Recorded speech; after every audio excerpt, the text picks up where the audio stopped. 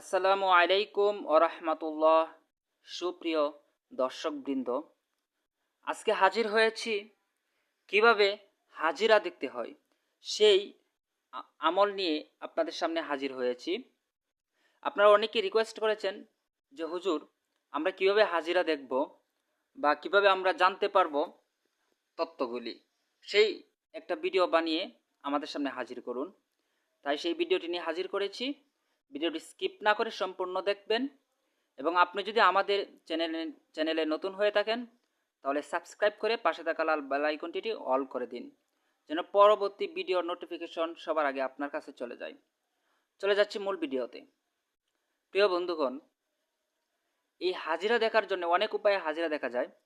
তার মধ্যে আজকে যে এই বিষয়টি তুলে ধরব সেটি হচ্ছে বদনার মাধ্যমে কিভাবে আপনি হাজিরা দেখতে পারবেন।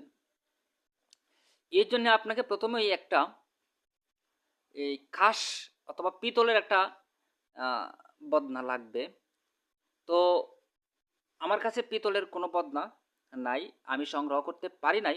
আমি চেষ্টা করে দেখলাম এই আরএফএল অথবা এই প্লাস্টিকের যে কোনো বদনা দিয়ে হয় কি না। তো আমি চেষ্টা করে সফল হয়েছি, তাই আপনাদের সামনে সেটা তুলে ধরেছি।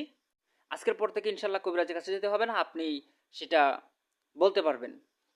প্রিয় দর্শকবৃন্দ, আপনি যখন দোকানে যাবেন তখন বলবেন যে আমাকে একটা দেন, বদনা দেন। বদনা নেওয়ার পরে আপনি দাম দর করবেন না, যেই দাম চাইবে ঠিক সেই দামেই আপনি একটা বদনা নেবেন।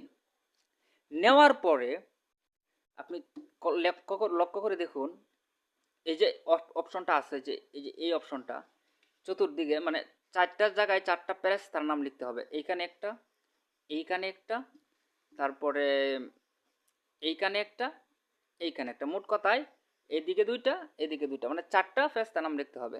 ফেরেশতার নামগুলি হচ্ছে ইয়া জিব্রাইলু, ইয়া জিব্রাইলু, ইয়া মিকাইলু, ইয়া ইসরাফিল, ইয়া আজরাইল। এই চারটা নাম আপনারা সেটা যদি এখানে না বুঝেন তাহলে আপনারা গুগল থেকে নামগুলি আরবিতে এটা দেখে নেবেন। এরপরে আপনারা চার কোনায় চারটা দিবেন, লাগিয়ে দিবেন নামগুলা। দেওয়ার পরে প্রিয় বন্ধুগণ, আপনাদের যেটা করতে হবে সেটা হয়েছে, মানে সবচেয়ে ভালো হয় যদি এটার উপরে একটা কোরআন শরীফ রাখেন। অবশ্যই এটা তো পবিত্র থাকবে। এবং এই কোরআন শরীফটা রাখার পরে দুইজন ব্যক্তি লাগবে। দুজন ব্যক্তি এইভাবে এইভাবে ধরবে, এদিক দিয়ে একজন, এদিক দিয়ে একজন। ধরার পরে আপনারা এটা সুন্দর করে, আমি দেখা দিচ্ছি, মানে নিচ থেকে এতটুকু উপরে ধরবেন। ঠিক আছে, আমি দেখা দিচ্ছি, এতটুকু উপরে ধরবেন নিচ থেকে, এই যে এতটুকু উপরে ধরবেন, দুইজনে দুই দিকে।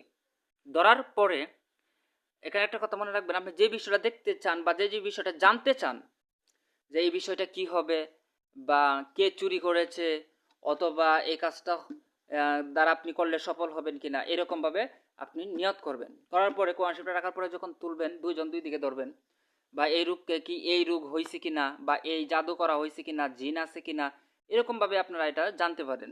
তো এটা তোলার পরে আপনাকে কি করতে হবে, আপনাকে সূরা ইয়াসিনের মুকরিমুন পর্যন্ত তেলাওয়াত করতে হবে। যে